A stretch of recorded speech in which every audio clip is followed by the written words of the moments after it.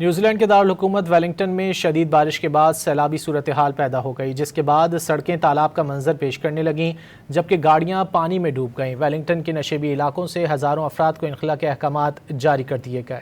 New Zealand کے دارالحکومت Wellington میں شدید بارش کے بعد سیلابی صورتحال پیدا ہو گئی، جس کے بعد سڑکیں تالاب کا منظر پیش کرنے لگیں جبکہ گاڑیاں پانی میں ڈوب گئیں۔ ویلنگٹن کے نشیبی علاقوں سے ہزاروں افراد کو انخلاء کے احکامات جاری کر دیے گئے۔ نیوزی لینڈ کے دارالحکومت ویلنگٹن میں شدید بارش کے بعد سیلابی صورتحال پیدا ہو گئی، جس کے بعد سڑکیں تالاب کا منظر پیش کرنے لگیں جبکہ گاڑیاں پانی میں ڈوب گئیں۔ ویلنگٹن کے نشیبی علاقوں سے ہزاروں افراد کو انخلاء کے احکامات جاری کر دیے گئے۔